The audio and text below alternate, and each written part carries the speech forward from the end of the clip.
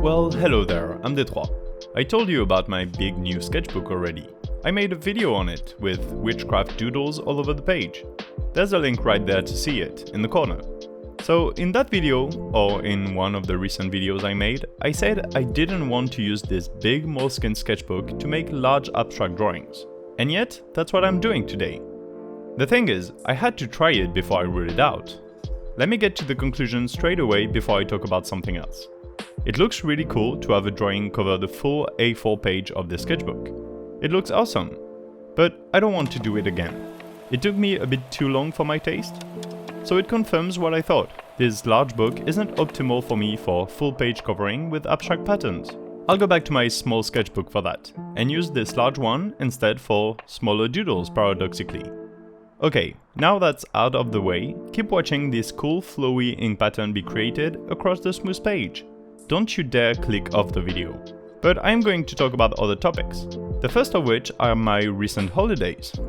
I took a break from work, writing my thesis, which is getting close to 75% complete by now. I took a 4-day break to go to the Mediterranean Sea with my lovely girlfriend. Let's talk about that. So recently there was a 4-day break across a weekend, with a holiday on Tuesday, so the Monday was also free. This was our opportunity to escape work just a little bit.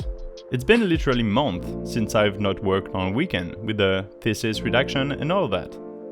We took a bus from where we live in the Alps to Nice, in the Mediterranean. Nice is a city in the very south of France, very close to the border of Italy. Let's get this out of the way, the bus was hell. It was supposed to be 6 hours and a half, but it took almost 9 hours with traffic and all. Taking the bus is cheap though, and it was a direct line, instead of taking a train and having 2 or 3 changes. I spent most of the time listening to music and alternating between reading a book and watching YouTube videos just to spend the time. So we did that for most of Saturday, and then we finally arrived in Nice. We walked along the Riviera, the famous Promenade des Anglais, the English boardwalk, I guess is the name in English.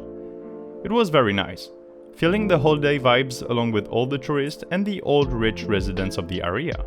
Just getting out of town and breaking the routine helps a lot to relax and get work out of your mind, even for a tiny bit. We visited Nice for a day, spending time at the beach in the evening when it wasn't as crowded. Nice is a very interesting city. It's built on the coast, obviously, but it's right at the edge of the Southern Alps, so the landscape is still bumpy and fun, and we climbed a hill to surplomb the city and get a nice view in the shade of a large park. Something fun we did that I hadn't before is go to Monaco. Monaco is 20 minutes away by train, and it's really cheap and accessible to go to. If you don't know Monaco, let me explain what it is in a few sentences. Monaco is technically a country, or rather a city-state. It has its own government, its reigning prince, etc., but it's just basically a city on the coast. Half of the city itself is in French territory, although it has a different name. Monaco or Monte Carlo is so very small you can cross the whole country in about 40 minutes, I would say. I think it's the most densely populated country in the world, because it's basically made up of skyscrapers and there are a lot of people inside. Monaco is also a tax haven, so only rich people live there mainly.